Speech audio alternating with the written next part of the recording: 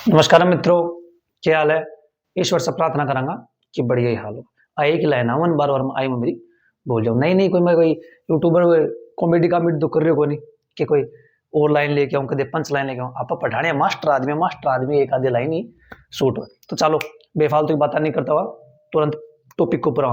कल हमने पढ़ा था संघवाद के अंदर कि संघवाद किस प्रकार से भारत के अंदर काम कर रहा है, किस प्रकार से संघवाद होता है, संघवाद की विशेषता क्या है, अलग अलग देशों में संघवाद किस प्रकार से होता है, भारत में संघीय व्यवस्था किस प्रकार की है।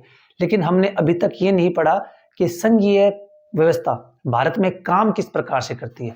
यानी आज हमारा जो टॉपिक है वो है भारत में संघीय व्यवस्था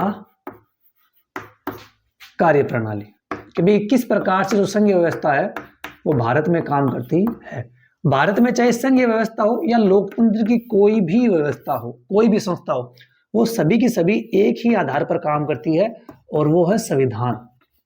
यानी संविधान के अनुसार जो है वो भारत की प्रत्येक लोकतांत्रिक संस्था काम करती है। अगर कोई भी लोकतांत्रिक संस्था भारत की संविधान के अनुसार काम नहीं करेगी तो उसे असंवैधानिक घोषित कर दिया जाएगा और उसके बाद उसको बहिष्कृत या भंग कर दिया जाएगा। यानी अगर भारत में आपको कार्य करना है लोकतांत्रिक शासन व्यवस्था को तो संविधान के अनुसार ही काम करना पड़ेगा। तो हमारी जो संघीय व्यवस्था है उसमें केंद्र को राज्य को जो शक्तियां दी, हमने पढ़ा था ना संविधान में दिए, वो भी उसके जो राजस्व स्रोत है वो राजस्व यानी टैक्स जो लेवन है वो कौन सो कर चले कौन सो कर चले, वो सब कुछ जो है संविधान में लिखा गया है। इसके अलावा भी कुछ अन्य बिंदु भी है जो क्या है भारत की संघीय व्यवस्था को प्रभावित करते हैं, जिसमें मुख्यतः 3 बिंदु पढ़ाए जाते हैं। 3 मुख्य बिंदु आपकी एनसीईआरटी पुस्तक में दे रखे हैं, जिसमें एक है भाषाई राज्य, भाषाई राज्य। नंबर 2 भाषा नीति कि इस आधार पर भी जो है संघ की व्यवस्था चलती है। यानी केंद्र किस प्रकार से काम करेगा, राज्य किस प्रकार से काम करेगा, केंद्र राज्य जो है इनके अंदर कुछ परिवर्तन होगा या नहीं होगा, ये सब कुछ संविधान में लिखा गया। लेकिन संविधान के अलावा भी कुछ 2-3 पॉइंट ऐसे हैं जिसके आधार पर जो है केंद्र में अपने परिवर्तन हो सकते हैं, राज्य में हो सकते हैं, राज्य नए बन सकते हैं, वो इसी के तहत पड़ेंगे। और तीसरा है केंद्र राज्य के मध्य संबंध, केंद्र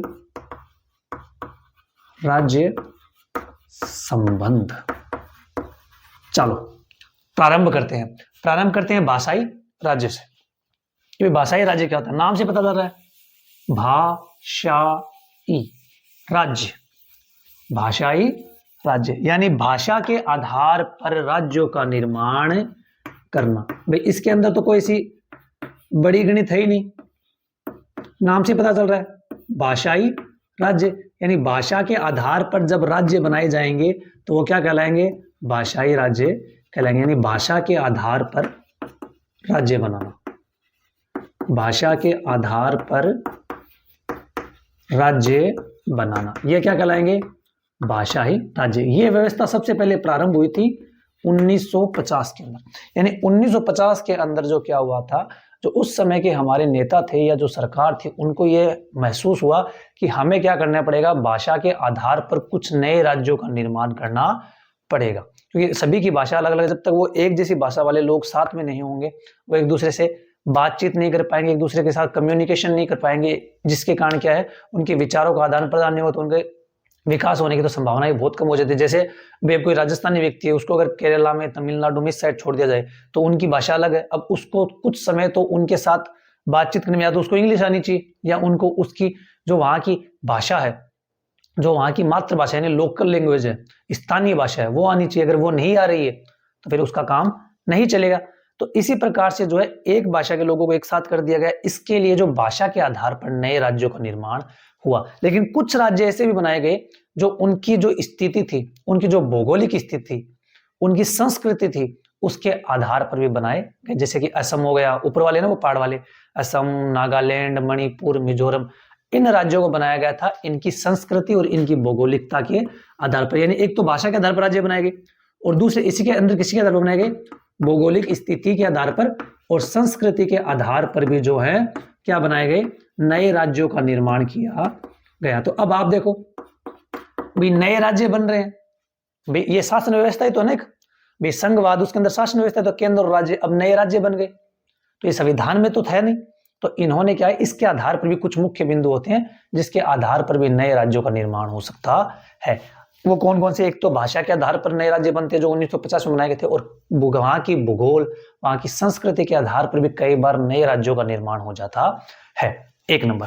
दूसरा, क्या संघवाद के अंदर सभी राज्यों को बराबर के अधिकार मिलते हैं? क्या संघवाद के अंदर सभी राज्यों को बराबर के अधिकार मिलते हैं? अगला सवाल।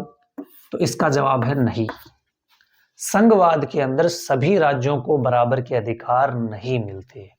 कुछ राज्यों को उनकी विशेष स्थिति के कारण विशेष दर्जा भी दिया जाता है। बात समझ गया ना कि संघवाद के अंदर सभी राज्यों को बराबर के अधिकार नहीं मिलते। गौर सुनियो, बराबर के अधिकार नहीं मिलते। किसी राज्य की विशेष स्थिति के कारण उसको जो है विशेष दर्जा दिया जाता है। बात समझाना है। जैसे देखो, अपसट देश समझ होगा, अनुच्छेद 370 जम्मू कश्मीर, याद है ना? अभी थोड़े दिन तो क्या टाइम हो, पहला उसको हटाया गया था 370 को, तो वो उसको विशेष दर्जा तो दे रहा था ना। इसी प्रकार से एक अनुच्छेद और है, अनुच्छेद 371। इसके तहत जो हमारा पूर्वांचल वाला एरिया, पूर्व का जो एरिया है, कौन सा एरिया? पूर्वोत्तर भारत, जिसमें अपन मानते हैं असम, मणिपुर, नागालैंड, इन राज्यों को क्या किया गया है, और भी है बी साइड का एरिया, उनको क्या है, विशेष दर्जा दिया गया है। यानी सभी राज्यों को बराबर के अधिकार नहीं मिलते, कुछ राज्यों को विशेष अधिकार भी दिए जाते हैं। ये हमारा पॉइंट नंबर 1 कि संघ की जो व्यवस्था है वो संविधान के अनुसार चलती है, और उसके अलावा भाषाई राज्यों का निर्माण होता है, उसके आधार पर भी संघ की व्यवस्था चलती है कि भाषा के आधार पर नए राज्य बनते हैं, संस्कृति के आधार पर नए राज्य बनते हैं। सभी राज्यों को बराबर का अधिकार नहीं मिलता, और उसके अलावा कुछ राज्य हैं, जैसे हमने उदाहरण लिया कि अनुच्छेद 371 के तहत, तो इनको जो है अनुच्छेदों के तहत जो है विशेष अधिकार दिया जाता है। इस प्रकार से हमने भाषाई राज्य तो पढ़ लिया। चलो आगे चला। एक भाषाई राज्य था, दूसरा क्या था अपना?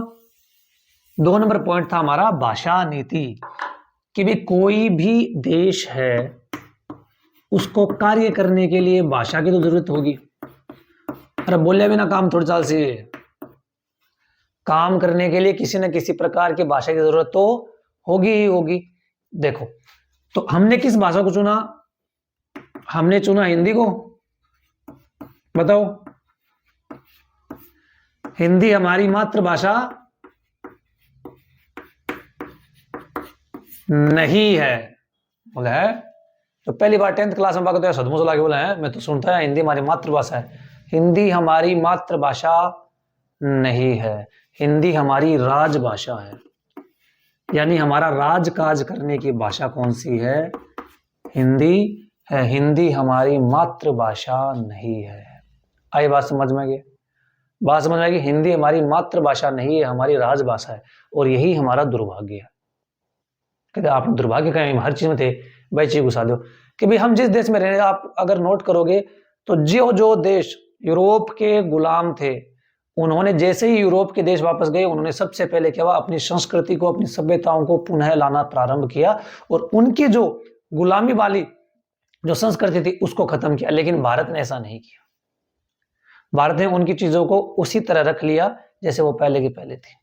अभी भी भारत में अंग्रेजी जो है वो जोरों शोरों चलती है, चलनी चाहिए, कोई दिक्कत नहीं है, लेकिन उसका महत्व इससे ज्यादा नहीं होना चाहिए। हिंदी से ज्यादा उसका महत्व नहीं होना चाहिए, या हिंदी के बराबर कोई दिक्कत नहीं, हिंदी से ज्यादा नहीं होना चाहिए। लेकिन वर्तमान भारत में सिस्टम है कि अगर आपको अंग्रेजी नहीं आती है तो आप असभ्य लोगों के अंदर ही गिने जाते हैं। आपको अंग्रेजी आना तो अनिवार्य ही है। सो वो बोलते हैं ना, सो कूल बनने के लिए आपको अंग्रेजी आनी जरूरी है। तो आई बात समझ में? तो हिंदी हमारी मातृभाषा नहीं है, हिंदी हमारी राजभाषा है। हम हमारे जो राजकाज होते हैं, मतलब हमारे जितने भी काम होते हैं, किसके? संसद के मान लो, या जितने भी हमारे विधि के कार्य होते हैं, राज काम होते हैं, राज कार्य होते हैं, उन सभी के अंदर जो है 2 ही भाषाओं का प्रयोग किया जाता है, एक हिंदी और एक अंग्रेजी।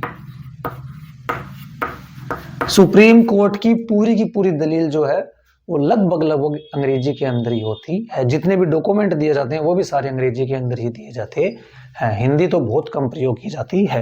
यानी हमारे जितने भी राज कार्य हैं उनके अंदर हिंदी का प्रयोग किया जाता है और अंग्रेजी का प्रयोग किया जाता है। अगर भारत के अंदर बात करें तो 2011 के अंदर जो सूचना आई थी या जो इन्होंने प्रकाशित किया था रिपोर्ट, उसके अंदर हमारे पास 121 भाषाएं थी। कितनी थी? 121 भाषाएं थी, जिसमें से इन्होंने 22 भाषाओं को अनुसूचित भाषाओं में लिखा है। 22 भाषाओं को अनुसूचित भाषाओं में जोड़ा है। सर जी आज तो थोड़ा सा बोर हो रहा है, टेंशन मत लो, मेरे ऊपर छोड़ो। 8वीं अनुसूची के तहत, किसके तहत? 8वीं अनुसूची के तहत। अब ये बात चल रही है संविधान की। संविधान में ना था ना अनुसूची बेरो, ना था ना की बेरो, पहली बार तो पढ़ रहे हो, कोई बात को नहीं। संविधान जो है वो आपको पता है कि पूरा भारत संविधान के अनुसार चलता है, चलन है। संविधान के अंदर जो क्या अनुच्छेद आते हैं, कानून जो बना ना पा, उसके लिए अनुच्छेद बनाए गए हैं, उसके लिए अनुसूची बनाई गई है, उसके लिए सूची बनाई गई है। तो 8वीं जो अनुसूची यानी पहली, दूसरी, तीसरी, चौथी, इस हिसाब से जो 8वीं अनुसूची है उसमें भाषाओं को रखा गया है और उसमें 22 भाषाओं को अनुसूचित भाषाओं का दर्जा दिया गया है। यानी जैसे मान लो कि पंजाब है, अगर पंजाबी भाषा को अनुसूचित भाषा में रखा गया, मानना रखा गया, रखा ही गया, मानना केस में रखा ही गया, तो उसमें क्या होता है कि अगर कोई व्यक्ति पंजाब का नौकरी लगना चाहता है पंजाब में, तो उसको पंजाबी आना जरूरी है। बिना पंजाबी आए उसको नौकरी मिलती नहीं है। समझिए बात में, उसे बोलते हैं अनुसूचित भाषा में रखना। आगे बात समझ में आगे ना। तो 121 में से 22 भाषाओं को इसमें रखा गया है। अब लड़की सी मन का मैंने आगे सर जी राजस्थान का, आपने राजस्थानी में देखी थे, बताओ। गणी ठाट बाट शान की बोली है, गणी बोले मिठी बोली, बोला ना मिठी, लगे मुंह के अंदर मिश्री रख के बोले बापनी आओसा पधारोसा हुकुम, यहाँ पे बोला ना। लेकिन फिर भी अपनी भाषा ने, अपने लिए एक और दुर्भाग्य की बात है कि हमारी भाषा को अनुसूचित भाषाओं में रखा गया नहीं है। यानी अगर राजस्थान में नौकरी लागनी है तो चाहे राजस्थानी ना हो, कोई फर्क पड़ेगा नहीं। अब जी राज्य में थे रह रहे हो बिक अंदर की, अगर थाना लोकल लैंग्वेज नहीं आ रही, मैंने भी को नहीं आया कि मैं भी शहर में रह रहा हूँ, को नहीं आवे, लेकिन हल्की फुल्की तो आवे, हल्की फुल्की तो आवे। लेकिन जिसको बिल्कुल भी पता नहीं है, क्या पता है, माँ बाप तो जन्मता है तो इंग्लिश मीडियम में डाल दे, वह गलत है ना, वह बिल्कुल सही बात है। हमें हमारी दिक्कत क्या चल रही है कि हम क्या है सभी चीजों को फॉलो करें आधुनिक रूप से, लेकिन हमारी खुद के जो इस पे हमें गर्व होना चाहिए ना, उन चीजों को हम क्या कर रहे हैं, अब हम नेग्लेक्ट करना, उन पर ध्यान देना बंद कर रहे हैं। कि आप बाहर का सीखे कोई दिक्कत नहीं है, आप दोनों में पारंगत हो, आप वो भी सीखें और आपको अपना भी आना चाहिए, जिससे आपका कल्चर तो जीवंत रहेगा ना। आज से 20 साल 50 साल 100 साल बाद में अगर कोई राजस्थानी नहीं बोलेगा तो फिर राजस्थान की जो संस्कृति, राजस्थान की जो परंपरा, वो तो खत्म हो जाएगी। तो हमें क्या करना है, बाहर का भी सीखना है ताकि हम किसी से पीछे ना रहे, लेकिन अपने मूल, अपनी जड़ों को कैसे भूल जाएं। राजस्थानी जो भाषा है इसको इसमें शामिल किया गया नहीं है। आई बात समझ में। तो भाषा के आधार पर भी तो तय होगा ना संघीय शासन व्यवस्था भी। कोई भी अगर संघवाद या कोई भी संघीय शासन व्यवस्था है, उसको अगर काम करना है तो उसको भाषा तो नहीं है, उसकी कोई मुख्य भाषा तो होगी जिसमें वो काम करेगा। तो भारत की वो भाषा कौन सी है? हिंदी और अंग्रेजी। तो हमने अब तक पढ़ लिया कि भाषाई राज्य किस आधार पर बनते हैं। भाषा के आधार पर जो राज्य बनते हैं वो भाषाई राज्य कहलाते हैं, उनमें सभी राज्यों को बराबर का अधिकार नहीं है। दूसरे नंबर पर मैंने पढ़ा भाषा नीति, कि किस भाषा में हम अपना काम कर रहे हैं, हिंदी में कर रहे हैं, अंग्रेजी में कर रहे हैं, वो हमने पढ़ लिया। ठीक है। अब हमारा तीसरा जो सबसे इंपॉर्टेंट पॉइंट था वो था केंद्र राज्य संबंध, कि भी केंद्र और राज्य के बीच संबंध कैसे होने चाहिए। ये देखो कॉमन सेंस का सवाल है, एक अंदर कोई ज्यादा बड़ी चौड़ी बात ही होनी। केंद्र राज्य संबंध, केंद्र राज्य संबंध।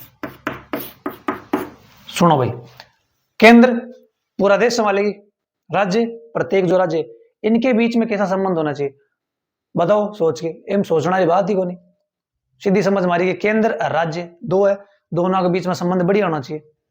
भाई बाप और बेटो है, अगर बाप का सागे बेटा का संबंध चौका नहीं होगा तो बाप लात क्यों मारोगे? मारोगे ना, इस हिसाब समझो, बाप लात क्यों मारोगे भाई? संबंध वो है कि केंद्र भी पूरे देश में संभाल ले और राज्य एक राज्य में संभाल ले। तो अगर बाप के बीच में संबंध अच्छा होगा तो देश को विकास होना और भी ज्यादा क्यों जैसी आसान हो जैसी। यानी केंद्र और राज्य के बीच संबंध क्या होना चाहिए? अच्छे संबंध होने चाहिए कि भाई आकी बढ़िया बननी चाहिए। राजस्थान राज्य की जो है वह केंद्र सरकार के अंदर जो बैठी भिक्षा बढ़िया बननी चाहिए, जिसे क्यों है कि वह अपना विकास कर सके, वह अपनी आर्थिक नीतियां लागू कर सके, अपने अंदर जो है जितने भी विकास का जो कार्य करना कार्य कर सके, और भी के अंदर केंद्र भी की मदद करो। ठीक ही प्रकार से केंद्र ने अगर कुछ विकास करना तो राज्य भी की मदद करे, यानी केंद्र और राज्य के बीच अच्छे संबंध होने चाहिए। प्रारंभ में तो वे संबंध ठीक ठाक चल रहे हैं, लेकिन इनके बीच में वास्तविकता में अच्छे संबंध कब हुए? इनके बीच में वास्तविकता में अच्छे संबंध हुए जब गठबंधन सरकार बनना प्रारंभ हुई। गठबंधन सरकार एकदम धीरे धीरे चला ना, कि मन बेरा जो 10वीं क्लास का बच्चा है बागा तो की समझ को नहीं है, क्यों को नहीं है कि भाई पहली बार इतनी गौर से पढ़ रहे 1990 बागा ऐसा ऊपर जैसे इलिए बागा सृष्टि में नंबर भी कमा के बना सृष्टि 24 को लगे, वही कारण है हर किसा नाम बीच बीच में आई गुस्सा जगह बागा पहले देखा छोड़ रहा है। गठबंधन सरकार, यानी इसके अंदर क्या होता है? गठबंधन सरकार के अंदर, गठबंधन सरकार में क्या होता है कि इसके अंदर किसी भी सरकार को जो है वो पूरा बहुमत नहीं मिलता। यानी इम क्या हो गया, अपना जो लोकसभा के अंदर है अपना सदस्य है कि भाई इतना सदस्य थारा होगा तो ये सरकार बनाऊंगा। अब अगर उतने सदस्य नहीं आएंगे तो क्या करना पड़ेगा? उसको किसी के साथ मिलकर काम करना पड़ेगा। जी हाँ, मान लो थाने जानो है बढ़िया खानो खाना होटल में, लेकिन थाने रुपया है गोजी में 200 और थान बेरो चाहे 500, तो अब थे तो जागो उसको एकला थान बेरो कोई ना कोई सागल लेना पड़े, पहले किसी यार चल यार आजा भी होटल में चाहो और भी बहुत तगड़ो खानो मिले, आज भी हम चाहे तू 200 रुपया दे दी, 200 मैं दे दूंगा, 200 दे दो। बोले यार अभी भी रुपया कम पड़ रहे, बोले 1 नंबर पकड़, फिर कोई 1 नंबर पकड़ सी, बोले अजो यार भी होटल में चाल यहाँ पर थोड़ा सा पैसा कम पड़ रहा है, 100 रुपया तू दे दे।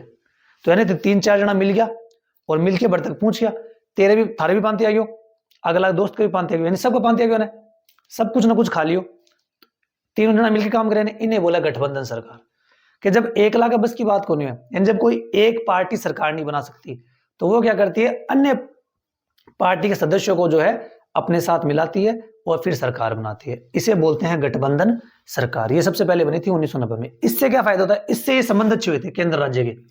कैसे हुए थे? नॉर्मल सी बात है कि अब थाना खानो है तो थाना आगलो जी लेके जावे तो भी 2-4 बात तो माननी पड़सी कौन पड़सी, जी वो क्या मोटरसाइकिल में चला तू पे जा बैठ, तो कहा चला ले नहीं माने वो जासी कौन सा गए तो आपने भी मुंह कौन लाग से खाना था।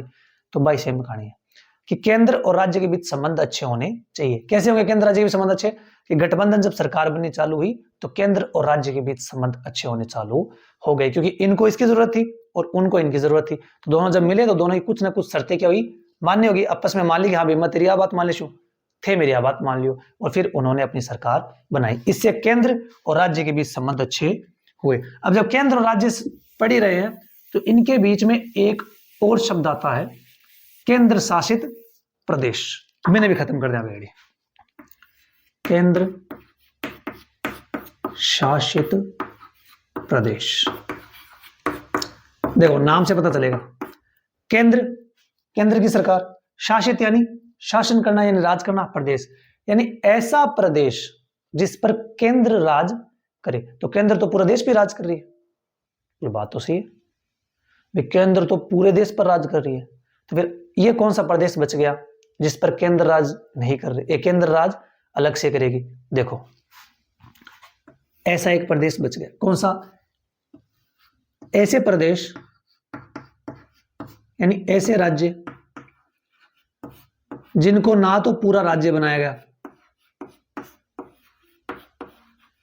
और ना अलग किया गया, यानी इनको पूरे राज्य का दर्जा प्राप्त नहीं है, यानी ऐसे राज्य जिनको पूर्ण रूप से राज्य का दर्जा प्राप्त नहीं है उनको केंद्र शासित प्रदेश कहा जाता है। और ऐसे देशों के अंदर, ऐसे राज्यों के अंदर सरकार तो होती है अपनी, लेकिन उसके अलावा केंद्र की भी चलती है, यानी केंद्र का भी उसमें मुख्य भूमिका होती है इसके राज के अंदर। समझ गया बात? बात समझ गया कि केंद्र शासित प्रदेश कैसे होंगे, कौन से होंगे? कि ऐसे राज्य जिनको पूर्ण रूप से राज्य का दर्जा प्राप्त नहीं है, उनको वो राज्य के पूरे अधिकार प्राप्त नहीं है, ऐसे जो राज्य हैं उन्हें केंद्र शासित प्रदेश कहा जाता। आगे बात समझ में? इसमें केंद्र सरकार की चलती है। जैसे उदाहरण दो, सबसे बढ़िया सबसे बड़ा उदाहरण सबको सुनोड़े, सबको दिल्ली सुनोड़े ने, चंडीगढ़, और लक्षद्वीप, ये सब के सब जो हैं वो केंद्र शासित प्रदेश कहलाते हैं। तो इस प्रकार हमने पढ़ लिया कि किस प्रकार से हमारी संघीय व्यवस्था काम करती है। एक तो संविधान के अनुसार काम करती है, उसके अलावा जो भाषा के आधार पर हम राज्य बनाते हैं उनके अनुसार काम करती है, उसके अलावा हमारी जो भाषा है जिसमें हम काम करते हैं उसकी बात कर ली, केंद्र और राज्य किस प्रकार से मिलकर काम करते हैं, उनके बीच संबंध कैसे होने चाहिए उनकी बात कर ली, केंद्र शासित प्रदेश क्या होते हैं उन पर कुछ किस प्रकार से शासन चलाया जाता है उनकी बात कर ली कि भाई यह सब तो बहुत बढ़िया बात है भाई, कहते सब की बात कर ली कि किस प्रकार से हमारी संघीय व्यवस्था है। लेकिन अगर हम ये माने सभी लोग कि भी संघीय व्यवस्था के अंदर कोई नया बदलाव होना चाहिए, भी आपको पता है कि समय जैसे जैसे बदलता है परिवर्तन की जरूरत होती है। ये तो नियम ही है कि परिवर्तन संसार का नियम है कि जैसे जैसे समय चलेगा परिवर्तन होगा। अब अगर कोई ऐसा बदलाव हमें भी करना हो कि भाई जैसे भारत की कोई संघीय व्यवस्था है, उसमें मान लो किसी पार्टी के दिमाग में आ कि भाई अगर हम इस प्रकार का एक नियम बनाए तो हमारी जो संघीय व्यवस्था वो और भी अच्छे तरीके से काम करेगी, तो क्या हम ऐसा कोई परिवर्तन कर सकते हैं, ऐसा कोई बदलाव कर सकते हैं संविधान के अंदर कि हमारी वो संघीय व्यवस्था ही बदल जाए? बिल्कुल कर सका, लेकिन काम थोड़ो की है, खांडा की धार है। खांडा की धार समझोगे मतलब बड़ो मुश्किल काम है। यानी ये काम तो कर सकते हैं हम बदलाव तो कर सकते हैं, लेकिन थोड़ा सा मुश्किल है। कैसे मुश्किल है? इसके लिए संविधान के अंदर ही जो है वो एक प्रक्रिया लिखी गई। देखो संविधान के अंदर ही जो है इसके लिए जो पहले से जो है प्रक्रिया लिख दी कि भी अगर किसी भी प्रकार का कोई नया परिवर्तन करना है तो आप किस प्रकार से करोगे। देखो कैसे करेंगे। इसके लिए आपको क्या करना पड़ेगा कि पहले जो हमारे दो सदन है इनके बारे में ध्यान कर दिया, आराम से पढ़ाऊंगा। एट्थ की पढ़ाऊंगा ना भी कहते पढ़ाऊंगा। एट्थ की जो हिस्ट्री है और एट्थ की जो लोकतांत्रिक राजनीति है, इतनी शानदार बुक है, इतनी शानदार बुक है कि बाकी जितनी पढ़ाई करी जाए इतनी कम है। तो बेजाता पढ़ाऊंगा ना, लोकसभा राज्यसभा है, बहुत अच्छे तरीके से समझाऊंगा। दो सदन है, लोकसभा और राज्यसभा।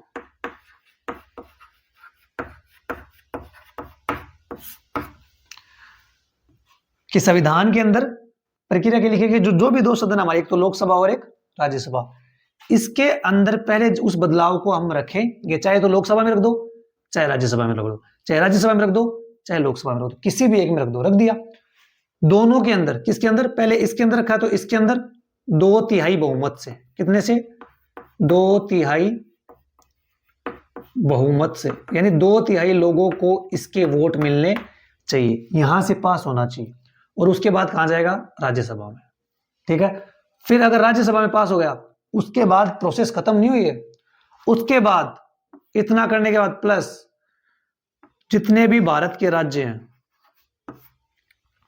आधे राज्यों से, यानी भारत के अंदर जितने भी राज्य हैं उनके आधे राज्य की विधानसभाओं से,